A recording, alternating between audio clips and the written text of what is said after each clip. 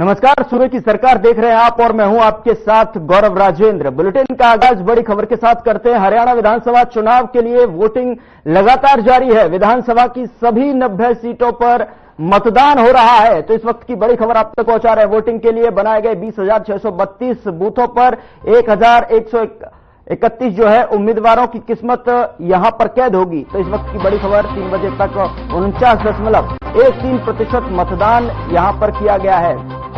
तो बड़ी खबर आप तक पहुंचा रहे हैं। 1,031 उम्मीदवारों की किस्मत कैद होगी।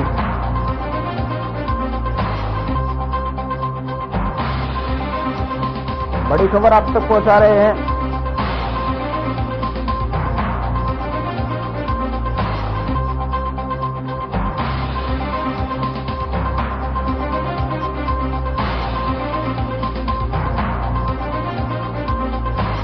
बड़ी खबर हरियाणा विधानसभा चुनाव से जुड़ी हुई आप तक पहुंचा रहे हैं, जहां पर 3 बजे तक 49.13% मतदान यहां पर अपडेट आप तक पहुंचा रहे हैं। महेंद्रगढ़ की अगर बात की जाए, महेंद्रगढ़ में 52.67%, करनाल 49.17% यहां मतदान हुआ है। सोनीपत की अगर बात की जाए तो 54% और सिरसा में 48.78%। पलवल की अगर बात करें तो पलवल के आंकड़े 56.2% मतदान यहां पर, और चरखी दादरी 47.8% मतदान यहां पर हुआ है। अंबाला से अगर मतदानों के आंकड़े पर अगर बात की जाए तो अंबाला में 49.39% मतदान यहां पर अब तक हुआ है। यमुनानगर के आंकड़े पर अगर नजर डालें तो 56.79%। झज्जर की अगर विधानसभा पर देखें तो 49.68%। तो जो सबसे कम आंकड़ा है वो गुरुग्राम 38.6% के साथ मतदान, और सबसे ज्यादा मतदान जो है रोहतक विधानसभा से 57.80 के साथ जो मतदान हुआ। भिवानी में अगर बात की जाए तो 50.31 और जींद में 53.94%।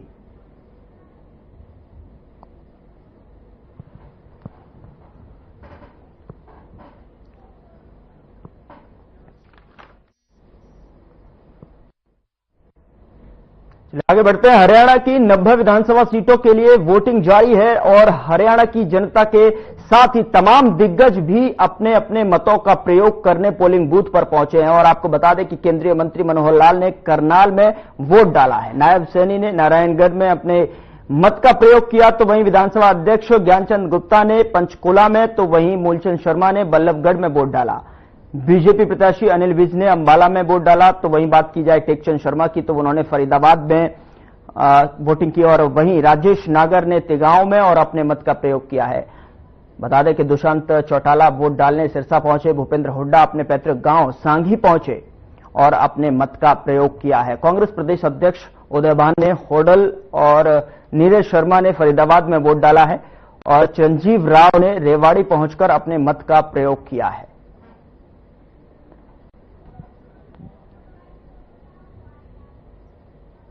तो 4 तस्वीर आप देख सकते हैं कि किस तरीके से जो है अपने अपने मत का प्रयोग करते हुए दिग्गज यहां पर दिखाई दे रहे हैं। अनिल विज पहली तस्वीर में आप देख सकते हैं, अंबाला में जो है इन्होंने अपनी मत का प्रयोग किया, और साथ ही आपको बता दें उदयवान ने ओढल पहुंचकर जो है अपने मत का प्रयोग किया है।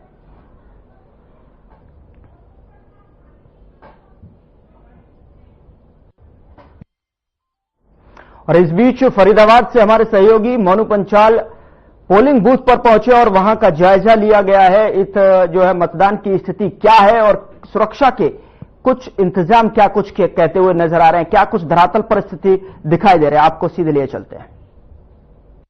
5 तारीख है और वोट जो है आज लोकतंत्र महापर्व है। पूरे पर्व को जो है वो पूरी तरीके से जो लोग हैं जो मतदान देकर के जो है त्योहार की तरह बनाते हुए नजर आ रहे हैं। तमाम तरीके से देखा जाए तो आज हम फिलहाल पृथला विधानसभा के जो है वो पृथला विधानसभा के गांव सागरपुर में मौजूद है, और यहाँ पर इस तरीके से देखा जाता है कि पूरी तरीके से यहाँ पर वोटिंग करने के लिए तमाम लोग जो है वो यहाँ पर आए हुए हैं। तमाम तरीके से आप देख सकते हैं कि तमाम जो लोग हैं, युवाओं की बात करी जाए, बुजुर्गों की बात की जाए, महिलाओं की बात की जाए, तो तमाम तरीके से जो है यहाँ पर अपना मत का प्रयोग करने के लिए पहुंच रहे हैं। तमाम तरीके से सुरक्षा व्यवस्थाओं की बात की जाए तो सुरक्षा व्यवस्था भी जो है पूरी तरीके से दुरुस्त यहाँ पर की गई है। चाहे वो पहला पैरामिलिट्री की बात की जाए, चाहे वो लोकल पुलिस की बात की जाए, तमाम तरीके से जो सुरक्षा व्यवस्थाएं हैं वो पूरी तरीके से यहाँ पर दुरुस्त है। और कहीं ना कहीं देखा जाए तो लोग जो है, क्योंकि अभी जो समय है वो समय भी लगभग जो है 3 बजे का समय है, और उस 3 बजे भी जो है लगभग जो कतार है वो मतदाताओं की लगी हुई है। और तमाम तरीके से जो यहाँ पर वोटिंग करने के लिए आए हैं, अपना अधिकार जो है वो कहीं ना कहीं सरकार के जो सूबेदार हैं उसको चुनने के लिए आए हैं। तो कुछ महिलाओं से भी बात करने की कोशिश करेंगे कि किस तरीके से है। क्या नाम है जी? क्या नाम है जी आपका? इंद्रावती। लीलावती जी, आज जिस तरीके से वोटिंग करने के लिए आए हैं, आप किन मुद्दों को देख करके आप वोट करेंगे? विकास को लेकर के या किस चीज को लेकर के? ऐसे कैसे? विकास को देख करके, वो जो विकास होने चाहिए इलाके में, इस तरीके से वोटिंग कर रहे हैं आप देख करके? हाँ, ऐसे ही करेंगे। क्या सोच के वोट कर रहे हैं आप? हम तो कुछ ना, जैसे घर के गिरवा है ऐसे ही। बिल्कुल, कहीं ना कहीं जिस तरीके से देखा जाए तो चाहे वो महिलाएं हो, बुजुर्ग हो, जिस तरीके से हो, तो कहीं ना कहीं जो लोग हैं उनका ये कहना है कि विकास को लेकर के जो है वो वोट यहाँ पर करेंगे। तमाम तरीके से आखिरकार जिस तरीके से गंगा विधानसभा क्षेत्र का विकास हो सके, तो इस तरीके का जो है वो प्रत्याशी चुनना है। तो तमाम तरीके से देखा जाए तो अभी तक लगभग महिलाएं जो है वो बुजुर्ग महिलाएं हैं, और युवाओं की बात की जाए या बड़े बुजुर्गों की बात की जाए तो तमाम तरीके से जो है वो यहाँ पर मौजूद है। और लंबी कतारें हैं, क्योंकि कई बूथ जो है यहाँ पर बनाए गए हैं, और सभी बूथों पर जो है वो पुलिस, पैरामिलिट्री, तमाम तरीके की जो सुरक्षा व्यवस्थाएं है वो पूरी तरीके से मौजूद है, और सुख शांति से पूरी तरीके से यहाँ पर मतदाता के जो है वो मत यहाँ पर करते हुए नजर आ रहे हैं। फरीदाबाद से हर खबर के लिए मोनू पांचाल।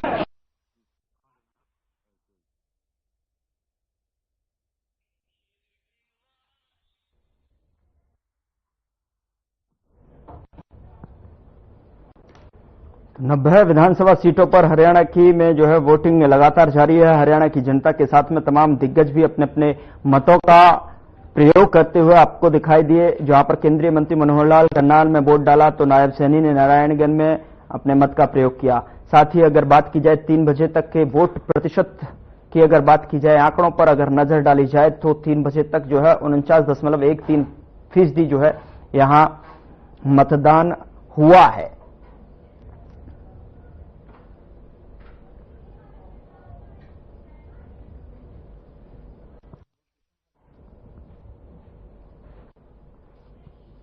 तो 20,629 मतदान केंद्र बनाए गए हैं।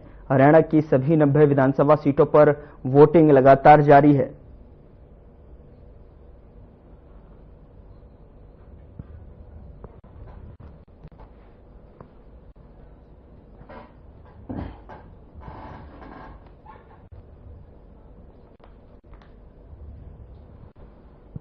केंद्रीय मंत्री मनोहर लाल ने करनाल में वोट डाला, और नायब सैनी की अगर बात की जाए तो उन्होंने नारायणगढ़ में अपने मत का प्रयोग किया। विधानसभा अध्यक्ष ज्ञानचंद गुप्ता ने पंचकुला में, तो वहीं मूलचंद शर्मा की अगर बात करें तो बल्लभगढ़ पहुंचकर जो है उन्होंने अपने मत का प्रयोग किया। बीजेपी प्रत्याशी अनिल विज ने अंबाला में वोट डाला। तो लगातार दिग्गज जो हैं इस दंगल के लगातार अपने अपने क्षेत्र में पहुंचकर अपने मत का प्रयोग कर रहे हैं। और जिस तरीके से आंकड़े जनता को लेकर आ रहे हैं वो 3 बजे तक का अपडेट अब तक जो है 49.13% जो है मतदान हरियाणा के अंदर हुआ है। लोग जो है भारी तादाद में यहां पर पहुंचते हुए नजर आ रहे हैं पोलिंग बूथ पर, और अपने मत का उपयोग करते हुए यहां पर दिखाई दे रहे हैं।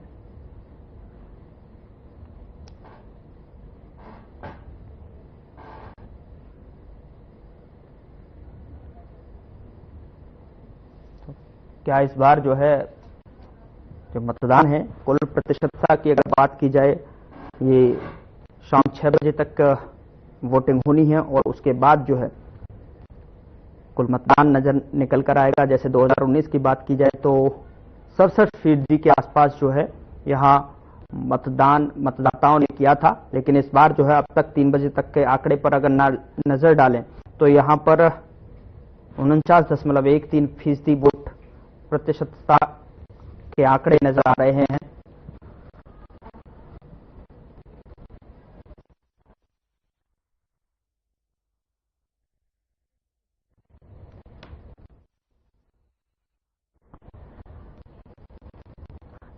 सूबे की सरकार में चर्चा की शुरुआत करते हैं। हमारे साथ कुछ पैनल जुड़ा हुआ है तो उसका तारुफ करा देते हैं। रामराजी शर्मा जी हैं, प्रवक्ता बीजेपी की तरफ से जो है हमारे साथ जुड़े हुए हैं। बहुत स्वागत है सर आपका। कृष्ण कुटेल प्रवक्ता एनएलओ की तरफ से हमारे साथ जुड़े हुए हैं। स्वागत है सर आपका भी। दीपक गहलोत राजनीतिक विशेषज्ञ के तौर पर जो है हमारे साथ जुड़ रहे हैं। बहुत स्वागत है आप सभी मेहमानों का। चर्चा की शुरुआत करते हैं। रामराजी शर्मा जी, मैं आपके पास आना चाहूंगा। जिस तरीके से जो है वोट मतदान जिस तरीके से दिखाई दे रहा है, वोट प्रतिशतता पर भी अगर नजर डालें तो यहाँ पर स्पष्ट तौर पर 49% से जो है के लगभग 50% यहाँ पर वोट मतदान अब तक प्रतिशतता के हिसाब से जो है नजर आ रहा है। क्या कहना चाहेंगे, किस तरीके की जो है किसके फेवर में यहाँ पर दिखाई दे रही है स्थिति? देखो, अब तक लगभग 50% के आसपास में पोलिंग हो चुकी है और 6 बजे तक पोलिंग होनी है। तो ये अपना आप में दर्शाता है कि वोटर ने भाजपा के पक्ष में मतदान किया है और देवतुल्य जनता जनार्दन के आशीर्वाद से, जनता भगवान का रूप है, तो जनता रूपी भगवान ने जैसे तीसरी बार केंद्र में हमारी सरकार बनने का मौका दिया है, हमारे को आशीर्वाद दिया है। आदरणीय नरेंद्र मोदी जी जो हमारे विश्व के सबसे लोकप्रिय और ताकतवर प्रधानमंत्री के सिर पर हाथ रख के आशीर्वाद दिया है, ऐसे ही हरियाणा में भी जो हमारे बहुत ही लोकप्रिय मुख्यमंत्री हैं, युवाओं के हृदय सम्राट हैं, सबके मिलनसार हैं, छत्ती बिरादरी के मसीहा हैं, उनके सिर पर हाथ रख के उनको तीसरी बार हमारी सरकार बनाएगी और दूसरी बार जनता नायब सिंह सैनी जी को मुख्यमंत्री रूप में आशीर्वाद देगी और नायब सिंह सैनी दूसरी बार मुख्यमंत्री बनने जा रहे हैं। क्योंकि चारों तरफ मेरी भी टेलीफोन पर बात हुई है और आपके टीवी चैनल वाले भी मेरे को बता रहे थे कि बीजेपी के पक्ष में आंधी चल रही है, आंधी। और जिस तरह से इन्होंने नेगेटिव प्रचार करा हमारी पार्टी के बारे में, वह सत्ता विरोधी लहर है, ये है वो है, जिस तरह से कांग्रेस वाले भाइयों ने कहा आरक्षण खत्म कराया जा रहा है, संविधान बदला जा रहा है, वह बहनों के खाते में 1 लाख आएंगे, 8,500 रुपये महीना आएंगे और उन्होंने झूठे गारंटी कार्ड बांटे, खटाखट फटाफट। वो जनता इस चीज से ऊब चुकी है, जनता अपने आप को ठगा महसूस करी है और ये ठगी ठोरी की दुकान बंद हो चुकी है और जनता में बहुत भारी रिएक्शन है। ये काठ की अंडी एक बार चढ़नी थी, कांग्रेस की चढ़ चुकी है। अब जनता ने आदरणीय नरेंद्र मोदी जी को जैसे आशीर्वाद दिया है हमारे प्रधानमंत्री को, ऐसे आदरणीय नायब सिंह सैनी जी को जनता आशीर्वाद दे रही है और तीसरी बार हमारी सरकार बन रही है और नायब सिंह सैनी जी दूसरी बार सीएम बनने जा रहे हैं। क्योंकि जनता तो जनता है, जनता तो भगवान का रूप है। भाई जिस तरह से इनके राष्ट्रीय महामंत्री कांग्रेस के, और हम तो जनता को भगवान के रूप में मानते हैं, देवतुल्य कहते हैं, और वो उनको कहते हैं बीजेपी का वोटर राक्षस है। मैं कुरुक्षेत्र की धरती पे खड़ा होकर श्राप देता हूं, अरे मेरे भाई जनता ने क्या कसूर कर दिया? कल तक आपका वोटर थी, आज हमारा वोटर है, और फिर आपका शराब को दुर्वासा मुनि का शराब है क्या? दुर्वासा ऋषि का शराब है क्या आपका? जनता ने क्या कसूर किया भाई? इसको क्यों आप शराब दे रहे हो? शराब देना उसको दीजिए जिसने आपको हरियाणा की राजनीति से बाहर कर दिया। आपने राजस्थान में जाकर एमपी राज्यसभा का चुनाव लड़ना पड़ा। तो ये बौखलाहट में इनके प्रवक्ता आज आया नहीं है कोई भी, तो इनके प्रवक्ता बौखलाहट में उलझुल बातें करते हैं। कभी मेरे को धमकी दे देते हैं, देख लेंगे हमारी सरकार आओगी, देख लेंगे आज के बाद में। अरे ना नौमन तेल होगा ना राधा नाचेगी। आपकी सरकार नहीं आने वाली मेरे भाई, जनता है। और आपका तो पहले ही उन्होंने देख लिया था, जिस तरह आपने बरगलाया जनता को, झूठ बोला आपने, आपकी झूठ का पर्दाफाश हो चुका है। और दिन में सपने लेने छोड़ दो, ये भगवान है, जनता भगवान के देव तुल्य है। इसने आशीर्वाद दे दिया मोदी जी को, अब नायब सिंह सैनी जी को आशीर्वाद दे रही है। इस तरह तीसरी बार हमारी सरकार बनेगी, नायब सिंह सैनी जी दूसरी बार हमारे सीएम बनेंगे। क्योंकि कुछ नंबर भाई साहब प्रोफाइल के भी होते हैं, पर्सनैलिटी के भी नंबर होते हैं, जिससे हमारे मुख्यमंत्री का उन्होंने ऐसा प्रोफाइल लगा, इतना मिलनसार और इतना जनता के बीच में रहने वाला, और कभी उनके चेहरे से कभी नेगेटिव बात नहीं सुना गया, हमेशा मुस्कुराहट रहती है, हंसते रहते हैं और जनता के बीच में जो उनसे बुजुर्ग है उनके पैर छूते हैं। शर्मा जी, क्या आपको लग रहा है कि प्रोफाइल देखकर जनता जो है वोट करने जा रही है? बिल्कुल, प्रोफाइल भी देखेगी, उनके काम भी देखेगी, हमारे काम भी देखेगी। मैंने ये कहा है कुछ प्रोफाइल नहीं रखती है। कुछ नंबर पर्सनैलिटी के भी होते हैं, प्रोफाइल के भी होते हैं। जैसे वो कहते हैं भाइयों ये मुख्यमंत्री कुर्सी भी धारी है, मैं भी धारा हूं, ये सीएम की कोठी भी धारी है, तेरा तुझको अर्पण क्या लागे मेरा। आप किसी टाइम भी आओ, मेरे से मिलो और मेरे से आशीर्वाद दो भाई, और मैंने थारा आशीर्वाद की जरूरत है, और जनता ने भरपूर आशीर्वाद भी दे रही है। जनता कोई कसर नहीं छोड़ी, खूब आशीर्वाद दे रही है जनता। तो जिस तरह से मैंने आपको बताया ना, तो हमने काम करे, केंद्र की सरकार ने भी इतने बढ़िया काम करे, प्रदेश की सरकार ने भी इतने बढ़िया काम करे, जिसकी 3 पीढ़ी खाली क्लिक को चपरासी नहीं लगा था। पहले क्या होता था, भर्ती का पैमाना हरियाणा में मुख्यमंत्री अपने क्षेत्र के बच्चों को नौकरी लगाता था, वो भी परिवारवाद, क्षेत्रवाद, भाई भतीजावाद, जातिवाद के आधार पे। हमने इस वाद को तोड़ा। ठीक है सर। आज किसान मजदूर का बच्चा, गरीब का बच्चा बिना खर्ची बिना प्रति के मेरिट के आधार पर, जिसकी 3 पीढ़ी खाली के लिए कोई चपरासी नहीं लगा था, आज क्लास वार लग रहा है। ये नाथ सिंह की सरकार लगा रही है, ये भाजपा सरकार लगा रही है, ये हमारी सरकार कर रही है। तमाम विकास कार्य पूरे प्रदेश में हुए हैं। हरियाणा एक, हरियाणा भी एक, सबका साथ, सबका विकास, सबका विश्वास, इस पैटर्न पर हमारी सरकार काम कर रही है। तो मैं समझता हूँ ठीक है सर। अब जो है बहन जो है जनता के पाले में पहुंच चुकी है, वो किस तरीके से स्ट्रोक लगाती नजर आएगी, मास्टर स्ट्रोक लगाएगी, किस तरीके से अपना मत का प्रयोग यहाँ पर करेगी, किन मुद्दों को लेकर चल रही है। आप कह रहे हैं कि मुद्दों के साथ साथ जो है प्रोफाइल का भी जो है महत्व होता है। बिल्कुल, ठीक है, बहुत बड़ी चीज है। ठीक है। मैं दूसरे प्रवक्ताओं के पास जाऊंगा। कृष्ण कुटेल जी हमारे साथ जुड़े हुए हैं इनेलो से। कृष्ण जी, क्या आपको लग रहा है कि जनता इस बार जो है कहीं न कहीं अपने मत का जो प्रयोग करेगी वो प्रोफाइल को देखकर करेगी, या फिर जिस तरीके से विकास है, विकास पर नजर डालेगी, या जो मुद्दे जो है इस चुनावी प्रचार के माहौल के तहत जो है देखने को मिले थे, उनका भी ख्याल यहां पर रखा जाएगा? सबसे बड़ा मुद्दा तो बेरोजगारी का मुद्दा है, और आज मुद्दों को देखते हुए जनता ने जो है कि अपने मत का प्रयोग किया है, और निश्चित तौर पर हरियाणा प्रदेश के अंदर जो है कि वो बदलाव होगा। क्योंकि आज जिस प्रकार से जो वोटिंग हो रही है कि अभी तक जो है कि वो 50% वोटिंग हुई है, और हमें लगता है कि अब की बार जो है कि जनता ने जो है कि बड़ा सोच समझ करके जो है कि अपने मत का प्रयोग किया है, और इंडियन नेशनल समाज पार्टी का जो गठबंधन है जो मिलकर के चुनाव लड़ रहा है, बड़ा अच्छे तरीके से जो है कि उन्होंने चुनाव लड़ा है, और अलग अलग एरिया में अलग अलग जो है कि रिपोर्ट के अनुरूप जो है कि ऐसा लगता है, क्योंकि मैंने कई जगह फोन किए हैं और फोन से संपर्क साध करके जो है कि ज्ञात हुआ है कि हरियाणा प्रदेश के अंदर जो है कि बगैर इंडियन नेशनल दल और बहुजन समाज पार्टी की जो है ना तो भाजपा सरकार बना पाएगी और ना ही कांग्रेस जो है कि वो सरकार बना पाएगी। ऐसी स्थिति जो है कि हमें लग रही है, और जो है कि इंडियन नेशनल दल और बहुजन समाज पार्टी को जो है कि आभार समर्थन जो है कि वो प्राप्त है। तो आपके सपोर्ट के हिसाब से ही सरकार बनेगी, आप ये कहना चाह रहे हैं? जी ठीक है, इसकी प्रतिक्रिया मैं शर्मा जी से लूंगा, लेकिन दीपक गहलोत जी भी हमारे साथ जुड़े हुए हैं, राजनीतिक विशेषज्ञ हैं। और क्या दृष्टिकोण है सर, आप किस तरीके से समीकरणों को भांप पा रहे हैं? आपका आकलन क्या कुछ कह रहा है, जो कि अब तक जो है यहाँ वोट प्रतिशतता पर अगर नजर डाली जाए तो 49.1% यहाँ पर जो है मतदान अब तक हुआ है। हालांकि दोपहर के बीच जो है मतदान के वक्त जो है देखने को मिलता है अमूमन ये कि दोपहर में जो है वोटिंग थोड़ा सा स्लो हो जाती है, फिर उसके बाद टर्नआउट यहाँ पर अब देखने को मिलेगा, क्योंकि जिस तरीके से शाम का वक्त पास आएगा तो लोग और ज्यादा तादाद में यहां पर वोट करते हुए नजर आएंगे। सवाल यह भी है कि क्या जो है पिछले मतदानों का जो रिकॉर्ड था उनको भी क्या इस बार जनता तोड़ने जा रही है? क्या उससे ऊपर जो है जाकर इस बार जो है बढ़ चढ़कर हिस्सा लेती हुई नजर आ रही है? Deepak ji, over to you. लोकतंत्र में जिस प्रकार से, लोकतंत्र के इस महोत्सव में जिस प्रकार से लोग बढ़ चढ़कर हिस्सा ले रहे हैं वो सच में काबिले तारीफ है। आज तक हरियाणा को जिस प्रकार से पहलवानों का और किसानों का प्रदेश समझा जाता था, उस प्रदेश ने आज दिखा दिया कि अपने अधिकारों का प्रयोग भी किस प्रकार से किया जाता है। जो सबसे बड़ा अधिकार लोकतंत्र के द्वारा दिया जाता है, मत करने का अधिकार, उसका बखूबी इस्तेमाल किया जा रहा है। अब ये तो समय आने पे भी पता चलेगा कि जनता किस तरफ वोट दे रही है, किसको पसंद कर रही है। ऐसा भी देखने को मिला है जब भारी बम्पर वोटिंग होती है तो जो सरकार रिपीट भी होती है, और भारी बम्पर वोटिंग के साथ साथ सरकार का परिवर्तन भी होता है।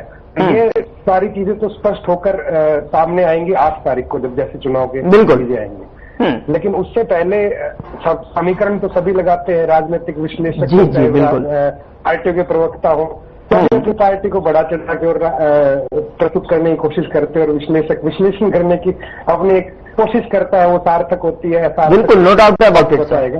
जी, लेकिन जैसा मुझे लग रहा है कि मिला जुला प्रभाव पूरे प्रदेश में देखने को लग रहा है। भारतीय जनता पार्टी हरियाणा प्रदेश की सबसे बड़ी जाति जो जाट है उसको अपने पाले में नहीं ले पाई, उसको अपने संतुष्ट नहीं कर पाई। इसका कहीं ना कहीं खामियाजा उन्हें भी भुगतना पड़ेगा।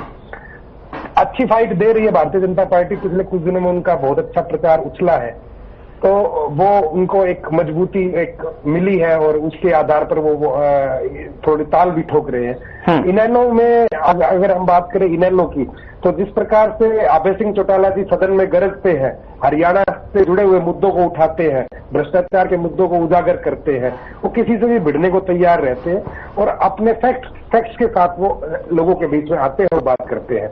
तो उससे इनेलो का मनोबल भी काफी बढ़ा हुआ है और साथ में जेजेपी का जो एक डिक्लाइन हुआ है पिछले कुछ समय में, उससे इनेलो का मनोबल और थोड़ा सा ज्यादा बढ़ गया है। और ये भी सत्य है कि एक सीटों पिछली बार जो एक सीट थी उससे वो अब कितना आगे जाएंगे तो देखेंगे, लेकिन ऐसा लग रहा है कि वो आगे जाएंगे, चाहे वो मत प्रतिशत में जाए तो सीटों की संख्या में जाए।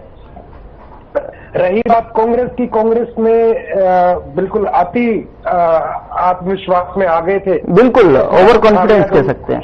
ओवर कॉन्फिडेंस लोकसभा चुनाव को लेकर जो है जिस तरीके से वहां पर आंकड़े देखने को मिले, 50-50 का जो है बंटवारा यहां पर सीटों का जिस तरीके से लोगों ने जो है दी उनको 5-5 सीट को लेकर, क्या आप ओवर कॉन्फिडेंस आप भी समझ रहे हैं? बिल्कुल ओवर कॉन्फिडेंस रहा। जिस प्रकार से हरियाणा प्रदेश के एक बड़े कांग्रेसी नेता ने सीटों के बंटवारे में अपनी बखूबी खूब तरीके से जिस तरीके से चला सकते थे उस तरीके से चलाई, अन्य नेताओं को नजरअंदाज किया। उनके समर्थकों ने, एक बड़े नेता के समर्थकों ने अन्य नेताओं के खिलाफ टीका टिप्पणियां भी बहुत ज्यादा की, जो कि गलत थी। एक बिलो द बेल्ट वॉर आप उसको कह सकते हो, वो उन लोगों ने किया। तो इसका खामियाजा जरूर भुगतना पड़ेगा। अन्य जातियां जो जिस जाति से भी रिलेटेड नेता थे उनको इसका वो लामबंद होंगे। और इसके साथ में एक और देखने को भारी विषय मिला, मैंने 4-5 सीटों पे बखूबी ये देखा जहां तक कांग्रेस के फेवर में चुनाव बहुत ज्यादा था शुरुआत से ही, और ऐसा लग रहा था कि किसी को भी टिकट दे दी जाए वो सीट निकलेंगी। तो जहां जिसको टिकट मिली उसके विरोध में बाकी कांग्रेस नहीं गई, लेकिन वो अति आत्मविश्वास में ऐसे घूमते रहे कि उन्होंने चुनाव को मैनेज ही नहीं किया। जिस गली से निकल गए उसमें पीछे कोई संभालने वाला नहीं था, जिस मोहल्ले से निकल गए उसमें पीछे कोई, उनके जाने के बाद कोई संभालने वाला नहीं रहा। तो आज वोटिंग का दिन आते आते उन सीटों पर कांग्रेस काफी कमजोर हुई है। यहाँ पे एक छोटा सा एग्जांपल मैं दे देता हूँ। फतेहाबाद में कांग्रेस की स्थिति ऐसी थी कि 25,000-30,000 से कांग्रेस जीत रही थी। मुझे नहीं पता नतीजे क्या आएंगे, मैं उस चीज की भविष्यवाणी भी नहीं कर रहा हूँ, लेकिन कांग्रेस का मार्जिन उन सीटों पर घटकर बहुत कम हो गया है। कुछ सीटें ऐसी थी गुड़गांव के आसपास वाली जहां पे कांग्रेस के प्रत्याशी अच्छी स्थिति में थे और वो अब लास्ट में इलेक्शन मैनेजमेंट न होने की वजह से मात खाते चले गए। बीजेपी को इस चीज का थोड़ा सा फायदा मिल जाता है कि उनके पीछे एक संरक्षक ऑर्गेनाइजेशन है जो उनको संभाल के पीछे का मैनेजमेंट, चाहे वो अति आत्मविश्वास में घूमे चाहे काम ना भी संभाले, तो कोई पीछे से आके संभाल के काम को चला जाता है।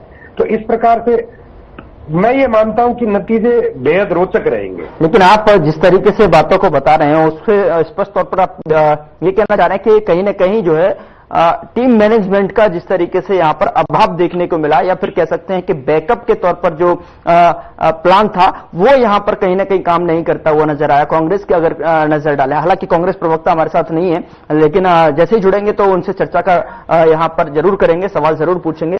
लेकिन सर, आपको लग रहा है कि बीजेपी को बाउंस बैक यहां पर मिल रहा है? बीजेपी की जो है नंबर्स में बाउंस दिखाई दे रहा है? हाँ, ठीक है। इसके दो कारण हैं, मैं आपको बता देता हूं। जी जी प्लीज। एक तो जो वर्ग शांत बैठे थे, जो बिल्कुल लास्ट मोमेंट पे जो निकल के, ऐसे कहा जाता था कि पिछले कई वर्ष पहले की कांग्रेस का साइलेंट वोट है, ऐसे ही बीजेपी का साइलेंट वोट हरियाणा में क्रिएट हो चुका है। उसने बिल्कुल लास्ट में बोलना शुरू किया, नहीं जी हम तो इसको वोट देंगे। तो उससे एक ऐसा लगा कि हाँ, बीजेपी का ने चुनाव को वापस से काबू में करने की कोशिश की है, काफी हद तक काबू में करने की कोशिश में सफल भी रहे हैं वो, ठीक है। लेकिन वो पहले से ऐसा विश्लेषण में आ रहा था कि हाँ, ये वर्ग जो है ये भाजपा को वोट देने वाले हैं, तो स्थिति इतनी भाजपा की खराब नहीं है जितनी ऐसे पहले लोगों के फर्स्ट टॉक्स में लोगों की नजर आता था। हाँ, और यही अति आत्मविश्वास का नुकसान भाजपा ने भी 2019 में उठाया। जब शुरुआत में चुनाव शुरू होने से पहले वो 75 पार बोल रहे थे, 5-7 सीटों पे कांग्रेस सिमटने वाली थी, 10 सीटों पे कांग्रेस सिमटने वाली थी, 2-4 सीटें निर्दलीय की आने वाली थी, लेकिन अति आत्मविश्वास और मैनेजमेंट की कमी से वो फिर काफी नीचे सरक गए और उनको दूसरी पार्टी को सहारा लेना पड़ा। ठीक है, ये 8 तारीख को नतीजे जब निकल के आएंगे तब जो है किसका खेमा जो है भारी नजर आएगा वो वक्त बताएगा। लेकिन सर आपसे बहुत सारे सवाल हैं जो कि धरातल की स्थिति को लेकर चर्चा करूंगा। शर्मा जी के पास जाना चाहूंगा। शर्मा जी, क्या जिस तरीके से जो है हमारे साथ दीपक जी बात बता रहे हैं उनकी बातों से सहमति व्यक्त कर रहे हैं, और दूसरा सवाल मेरा आपसे ये है कि जो मुद्दे जो है जिस तरीके से कहें जनता के बीच में आप लेकर गए, चाहे वो कोई से भी मुद्दे हों, ओपीएस के मुद्दे पर भी चर्चा हुई, अग्निवीर पर भी, रोजगार पर भी, किसानों पर भी, फसलों को लेकर भी यहां पर बातचीत हुई, तमाम वो धरातली मुद्दे जो आपने मैनिफेस्टो में कवर किए, फिर आप जो है वहां लोगों के बीच में पहुंचे, क्या उसका असर आपको दिखाई दे रहा है? अगर कंपैरिजन किया जाए दूसरी पार्टियों से तो उनके भी मैनिफेस्टो में बहुत सारी बातें थी, लेकिन ये भी बातें निकल कर आई पार्टी में अंतर्कलह की वजह से जो है बड़ा यहां पर नुकसान झेलना पड़ा, कई लोग जो है नहीं सपोर्ट कर पाए। क्या कहना चाहेंगे शर्मा जी? देखो, नंबर 1 तो मैं आपको बताना चाहूंगा, हमारी पार्टी विश्व का सबसे बड़ा संगठन है, विश्व की सबसे बड़ी पार्टी है और सबसे अनुशासित पार्टी है। हमारी पार्टी में कोई अंतर्कलह नहीं है।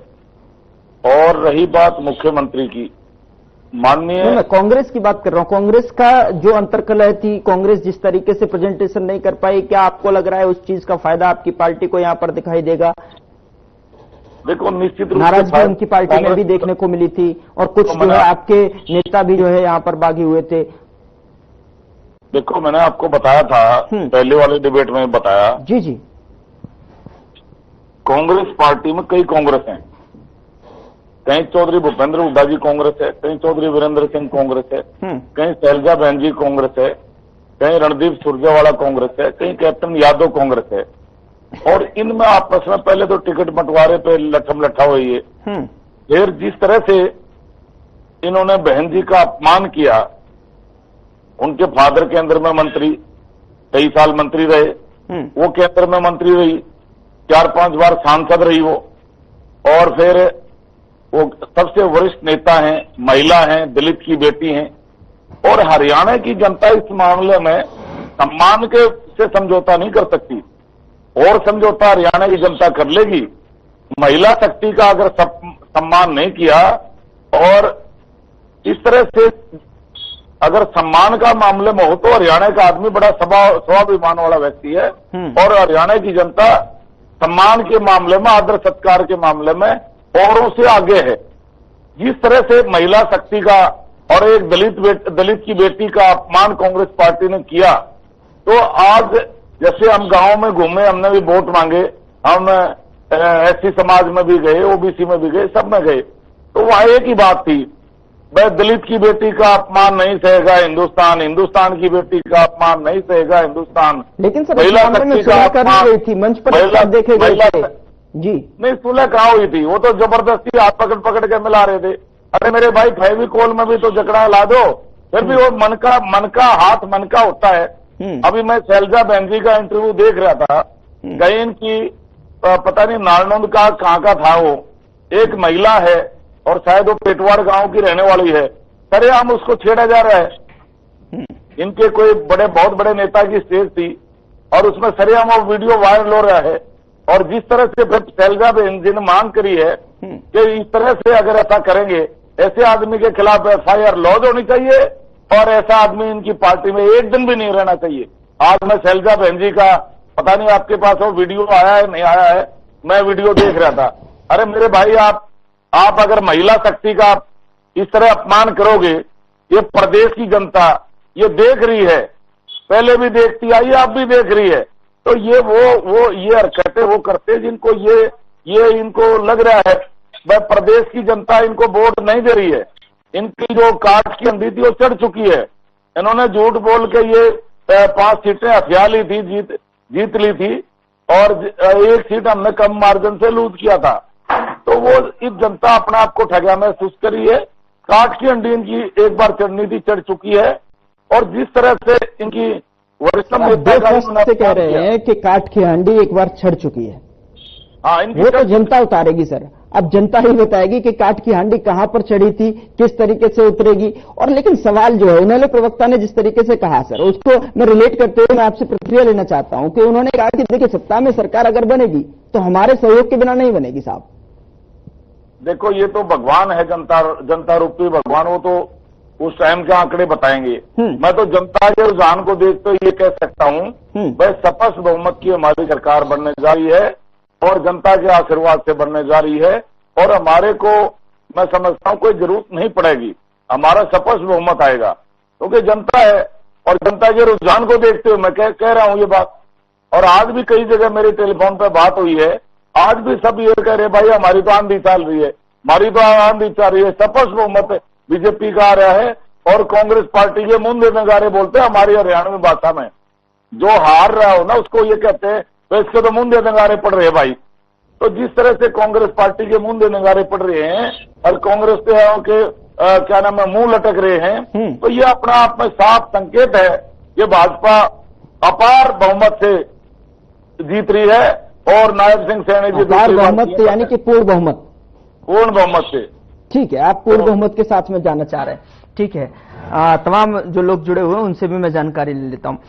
जी कृष्ण कुटेल जी, क्या कहना चाहेंगे? पूर्ण बहुमत तो देखिए बीजेपी को मिलता नजर आ रहा है शर्मा जी के हिसाब से, तो आपकी पार्टी की अहमियतता में बात करूं या फिर आपकी पार्टी के जो आने के जो चांसेस हैं, सीट को लेकर जो रुझान है और जो मतदान केंद्रों पर जो है मतदाता पहुंच रहे हैं, वो किस फेवर में नजर आ रहे हैं? क्या आंकड़े कह रहे हैं? आप भी अंदरूनी जो सूत्र आपके किस तरीके से जानकारी मिल रही है सर? देखिए, अभी भाई गहलोत जी जो है कि यहाँ पर विश्लेषक के तौर पर जो है कि बोल रहे थे, उन्होंने बड़ा स्पष्ट रूप से जो है कि बोला है कि हरियाणा प्रदेश के अंदर कोई स्पष्ट स्थिति नहीं है, क्योंकि भारतीय जनता पार्टी ने जो कि चुनाव लड़ा और कांग्रेस का जो चुनाव रहा है वो मिसमैनेजमेंट की वजह से कांग्रेस जो है कि बहुत काफी पीछे है।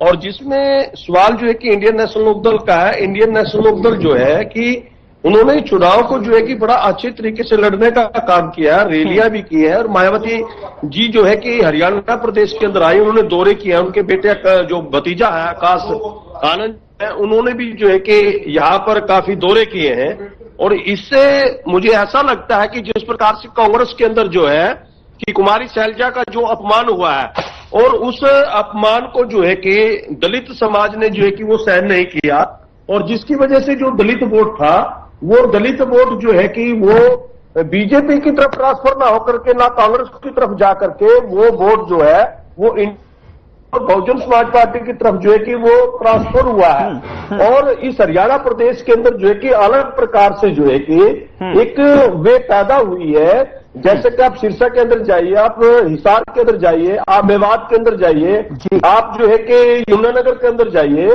तो वहां पर स्पष्ट तौर से जो है कि ये लगता है कि वहां पर जो बढ़त के अंदर है वो इंडियन नेशनल लोकदल है जी। आज हम हरियाणा प्रदेश की बात को ले, आज हरियाणा प्रदेश के अंदर 39 सीटों के ऊपर जो है आज कांग्रेस और भारतीय जनता पार्टी के अंदर सीधी फाइट है। और 32 सीटें ऐसी है जो बहुकोणीय मुकाबले के अंदर जो है कि फंसी हुई है। और 6 से लेकर के 10 सीटों के ऊपर जो है कि आजाद उम्मीदवार जो है कि वो अग्रणी है। और दूसरा जो है कि यहाँ पर इंडियन नेशनल लोकदल जो है कि बड़ा अच्छे तरीके से जो है कि जो चुनाव लड़ा है। और निश्चित तौर पर जनता जो है कि Indian national Lokdal Bahujan Samaj party के पक्ष के अंदर जो है कि अपने मत का प्रयोग किया है। और जो है कि बड़े मार्जिन से जो है कि बहुत संख्या के अंदर सीटें जो है कि वो इंडियन नेशनल लोकदल जो है कि हरियाणा प्रदेश के एक और चीज समझना चाहूंगा सर आपसे, एक और चीज समझना चाहूंगा। जो आपने चुनाव की बात कही है कि बहुत अच्छे तरीके से चुनाव लड़ा है, लेकिन अगर टोटल जो अनुमान निकल कर आएगा वो 6 बजे के बाद आएगा कि कितना फीसदी जो है मतदान हुआ है। लेकिन अगर मैं बात करूं 3 बजे तक जो है 49.13% के आंकड़े यहां पर मिल रहे हैं। लेकिन अगर स्पेसिफिक आपकी पार्टी की अगर मैं बात करूं तो पहले के मुकाबले इस बार का जो वोट प्रतिशत है, क्या आपका कितना % जो है बढ़ता हुआ नजर आएगा सर? देखिए, यहाँ पर जो है कि कांग्रेस और जो है कि भारतीय जनता पार्टी लोकसभा चुनाव के अंदर जो है कि वो 50-50 रही है। और कांग्रेस के अंदर ये था कि हम सरकार बना रहे हैं, लेकिन कांग्रेस जो है कि वो कई गुटों के अंदर बटी हुई है, चाहे वो शैलजा गुट हो, भूपेंद्र सिंह हुड्डा गुट हो, अजय गुट हो, वीरेंद्र सिंह का गुट है। तो जो गुटों के अंदर जो बटी हुई है तो उसके अंदर जो है कि भीतरघात हुआ है कांग्रेस के अंदर, यानी सीटों के ऊपर अगर वहां पर हुड्डा का कैंडिडेट था तो शैलजा ने भी निश्चित तौर पर जैसा उसका अपमान हुआ है, अपमान को कौन सहन करता है। उनसे तो महिला थी, महिला के साथ साथ जो होती है अनुसूचित जाति से संबंधित है, और अनुसूचित जाति से व्यक्ति जो है, जो दलित समाज से जो व्यक्ति है तो उसको सहन नहीं करता।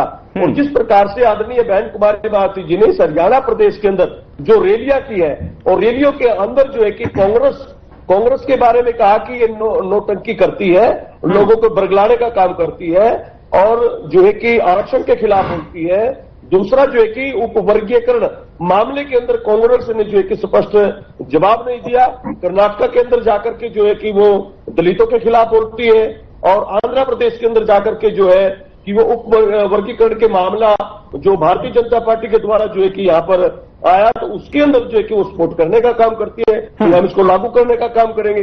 तो इसका मतलब क्या है कि जो दलित वोट है वो बीएसपी की तरफ ट्रांसफर हुआ है, और आज बीएसपी हरियाणा प्रदेश के अंदर जो है वो इंडियन नेशनल दल के साथ जो है कि वो खड़ी है। जी दीपक जी, हम मुस्कुरा रहे हैं चूंकि आपने दलित वोटों की बात की है, ठीक है, और शर्मा जी भी मुस्कुराने लगे हैं कि देखिए आपने जिस तरीके से अपनी बात रखी है उसका बखूबी मैं जो है इनसे जो है प्रतिक्रिया लूंगा। जैसे आपने कहा कि जो है बहन कुमारी मायावती की तरफ जो है दलित जो है यहां पर रुझान दिखाते हुए नजर आए, लेकिन उत्तर प्रदेश की भी स्थिति देख लीजिए साहब, वहां रुझान देखिए, फिर उसका कंपैरिजन जो है हरियाणा में कीजिए, अगर मैं गलत नहीं हूं। सुनिए गौरव जी, जी उत्तर प्रदेश का मामला जो है कि आप वो अलग है, हरियाणा प्रदेश की राजनीति अलग है। हरियाणा प्रदेश का जो भौगोलिक जो प्रक्रिया वो अलग है और उत्तर प्रदेश की अलग है। आप उत्तर प्रदेश के पश्चिमी उत्तर प्रदेश के अंदर जाइए, पश्चिमी उत्तर प्रदेश के अंदर जो है कि प्रभाव डालने का काम करता है वो जाट और दलित करता है और मुस्लिम करता है पश्चिमी उत्तर प्रदेश के अंदर। अगर आप जो है कि पूर्वांचल के अंदर जाइए वहां पर स्थिति अलग है, आप जो कानपुर के अंदर जाइए तो उसकी स्थिति अलग है, आप आगरा साइड में जाइए तो उसकी स्थिति अलग है। तो हरियाणा प्रदेश की जो भूगोलिक स्थिति है तो यहां पर जो जाट वोट है और जाट वोट के प्लस में जो है कि जो दलित वोट है वो बड़ा मायने रखता है, क्योंकि हरियाणा प्रदेश के अंदर 23% जो है कि वो दलित वोट है। ठीक है, मान लीजिए कि आपने दलित और दलित जो समझाना चाह रहे हैं कि दलित वोट का और जाट वोट को अगर जो है कंबाइंड करके अगर देखा जाए तकरीबन जो है यहां पर 40-45 से ऊपर जो है यहां प्रतिशत निकल के आ रहा है कि एक तरफ चला जाता है तो वो सीधा सारा वोट जो है आपको ही मिलेगा। ये गौरव जी, जिस दिन अशोक तंवर ने कांग्रेस को ज्वाइन किया और लेकिन जब वो मंच पर थे तो उस समय जो है कि हुड्डा का चेहरा देखने योग्य था कि चेहरा उसका क्या बतला रहा था। उसका सीधा संकेत था कि जो राहुल गांधी के द्वारा अशोक तंवर को कांग्रेस को ज्वाइन किया गया तो कहीं ना कहीं जो है यहाँ पर वो कुमारी शैलजा और जो है कि अशोक तंवर, भाई यहाँ पर कोई अलग प्रकार का खेल ना खेला जाए। भी जाट मुख्यमंत्री ना होकर के शायद दलित को कांग्रेस बना दे मुख्यमंत्री, फिर जाट वोट जो आज हुड्डा के साथ लगा हुआ तो वो क्या करेगा। ठीक है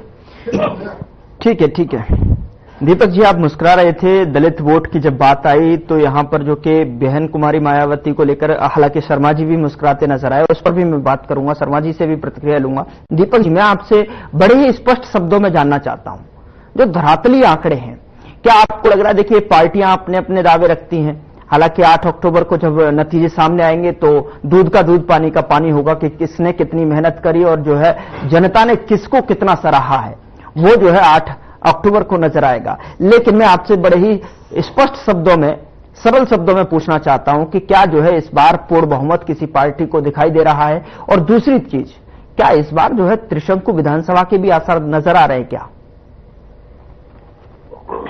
देखिए, मैं अभी कांग्रेस के और जेजेपी के प्रवक्ता नहीं है तो मैं उनके ऊपर टिप्पणी नहीं करना चाहूंगा। मेरे सामने भाई इनेलो से बैठे हैं और मेरे भाई बीजेपी से बैठे, तो जी मैं एक बात कहना चाहूंगा। पिछली बार तो जो अभी इन्होंने बयान दिए हैं, जो अभी बातें कही है, 5 मिनट तो शर्मा साहब बोले उन्होंने कुमारी शैलजा मानता हूँ महिला का अपमान बहुत ज्यादा गलत है, जातिगत टिप्पणी बहुत ज्यादा गलत है। तो बीजेपी क्या कुमारी शैलजा वाले मुद्दे के पीछे चुनाव लड़ रही है क्या? इनके पास कोई और खुद का मुद्दा नहीं है। कुमारी शैलजा की वजह से हमारे पास दलित आ जाएंगे, दलित अपमान सहन नहीं करेंगे, ये नहीं करेंगे। दोनों तरफ से सेम स्टोरीज आ रही है। 7 मिनट कृष्ण जी बोल रहे हैं, उनमें से 4 मिनट उन्होंने कुमारी शैलजा और दलित वोटों के ऊपर बोला कि हमें दलित वोट इस प्रकार से मिल जाएगा। आप लोगों का कैडर वोट के ऊपर का है। बीजेपी से पूछ तो क्या काम की खर्ची पर्ची के अलावा कोई दूसरा काम नहीं बता पाते। ठीक है, अब उनसे पूछता हूँ, एक मिनट शर्मा जी प्लीज सुन लीजिए, आप जवाब देना, मैं भी सुनना चाहता हूँ कि उसके अलावा क्या काम बताते। कोई यूनिवर्सिटी, मैं आपके पास आ रहा हूँ इनकी कोई इसी पूरे हरियाणा की जो सबसे एक आप देखिए सबसे बड़े वोट बैंक जो हरियाणा का है, उसको आप अपनी तरफ रिझाने में असफल रहे तो आपकी नीति किसी प्रकार से ज्यादा सफल मानी नहीं जाएंगी। पहली बात तो ये है। खर्ची पर्ची वाला मामला मानते हैं, वो खट्टर सरकार की एक पहली सरकार की बहुत बड़ी कामयाबी थी और वो रही और वो हमेशा से ही रहेगी। इसके लिए एक माइलस्टोन आप भाजपा सरकार ने एस्टेब्लिश किया है। इनेलो की हम बात करें, कह रहे कि इतनी 32 सीटों पे निर्दलीय टक्कर में है ये। सर सिरसा जिले से बाहर आप बता दीजिए आप कितनी सीटों पे खुद इनेलो टक्कर में है। आप लोग तो अपने आप को, आपका जो नेता है, एक सेकंड सर, नेता जो है आपका बहुत मजबूत है, सब कुछ आपके कार्यकर्ता बिल्कुल बहुत ज्यादा मजबूत है। 2019 में तो आप एक सीट को समेट गए। अब आपके प्रदेश अध्यक्ष की गोली मार के निर्मम हत्या कर दी जाती है। आप पूरे प्रदेश में किसी भी प्रकार का कोई आंदोलन नहीं खड़ा कर सके कि हरियाणा में लोगों की माल जाल जान भी उतनी ही महफूज होनी चाहिए जितनी कि किसी अन्य उत्तर प्रदेश जैसे क्षेत्र में राज्य में है। किसी प्रकार का कोई आंदोलन नहीं खड़ा कर पाए। तो आप लोगों का संगठन कहाँ पे है? आप लोग, आप ठीक है, आपने मान लिया कि हम सरकार बनाएंगे, बिना इंफ्रास्ट्रक्चर के आप लोगों के पास पूरे कार्यकर्ताओं की अगर बात करें तो कार्यकर्ता हर सीट के ऊपर नहीं है। टिकट लेने वालों में समस्या आती है, किसको टिकट दे किसको नहीं दे। आप बेशक से माने ना इस बात को, लेकिन हकीकत तो आज की डेट में यही है। आप लोगों को टिकट के लिए कई अनेकों सीटों पर प्रत्याशी ढूंढने पड़ते, किसको दे। पिछली बार आपके जो प्रदेश प्रवक्ता लोग थे वो 1000 1500 वोट लेके बैठ के घरों पे, उसके बाद उन्होंने ये छोड़ के पार्टी भी छोड़ दी। तो इनेलो को तो जिस प्रकार से इन्होंने, ठीक है, अपने बिल्कुल ज्यादा दम नहीं कि हम सरकार बनाने वाले हैं और ये करने वाले हैं, तो ठीक है, वो कह रहे कि हमारे समर्थन के बिना सरकार नहीं बनेगी।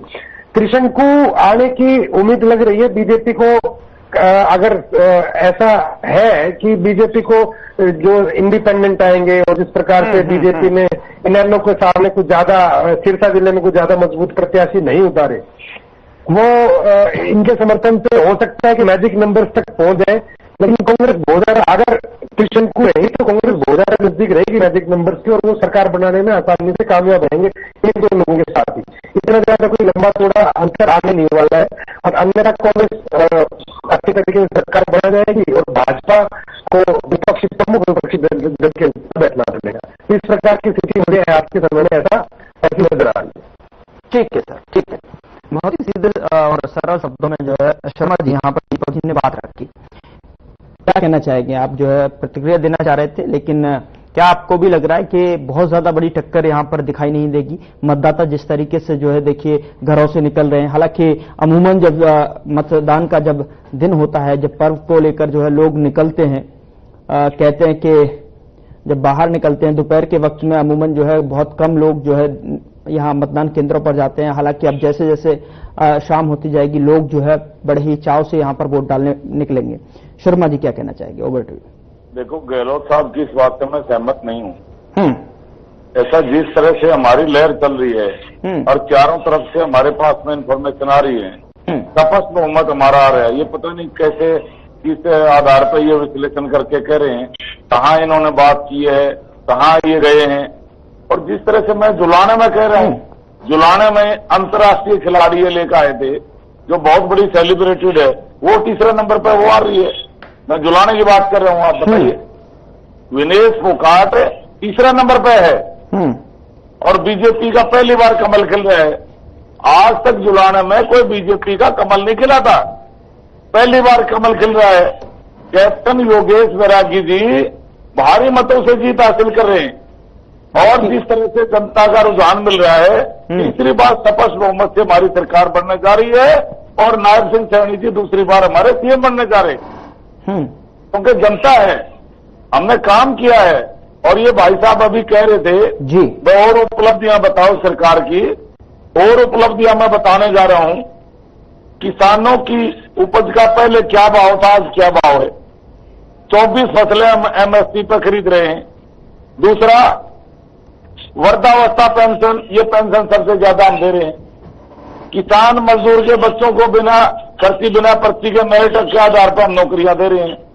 पहले किसान का क्या होता था, सस्ते भाव में जमीन हड़प ली जाती थी, सेक्शन 4(6) का नोट सिस्टम आ गए, महंगे भाव में बिल्डर को बेच दी जाती थी। कांग्रेस में ये हुआ था, किसान को डरा धमका के।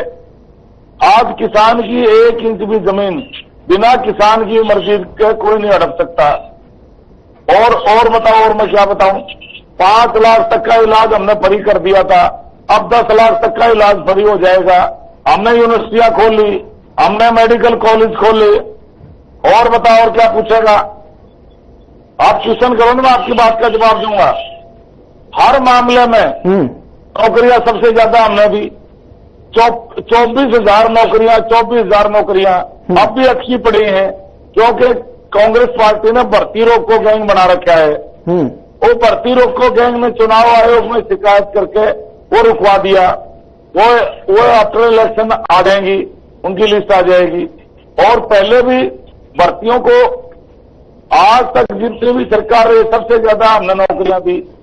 कौशल रोजगार निगम और सरकारों ने बच्चे जो ठेकेदारी पर लगाए थे, हमने उनको हटाया नहीं, ठेकेदारी प्रथा हमने बंद की।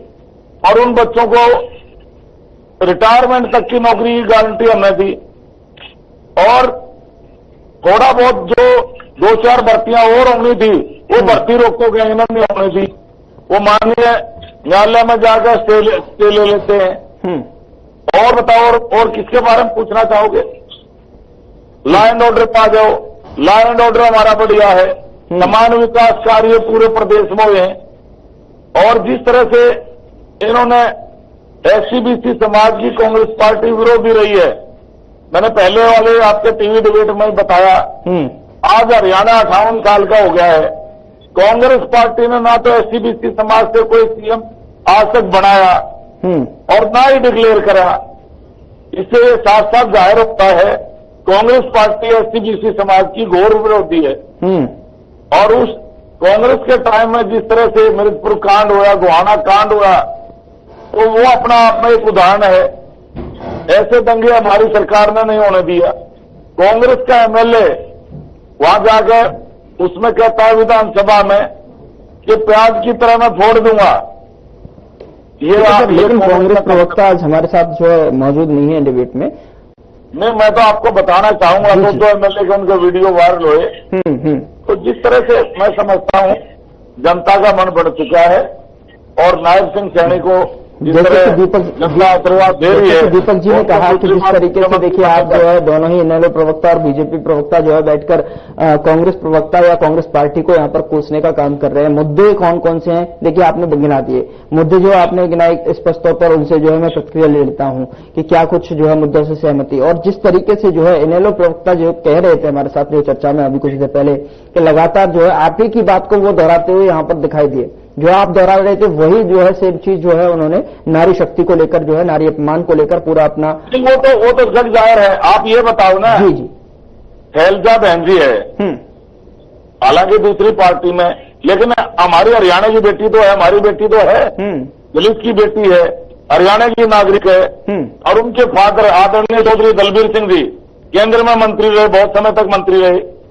और वो केंद्र में आपकी पार्टी ने तो उन्हें ऑफर भी कर दिया था अपनी पार्टी में आने का, लेकिन उन्होंने स्पष्ट तौर पर मना कर दिया। उन्होंने कहा कि मैं जीऊंगी तो कांग्रेस के लिए, मरूंगी तो कांग्रेस के लिए। सब देखो वो चल रहा है। देखो वो उनका निजी मामला, हम उसके बारे में नहीं कहते पार्टी में आए ना आए।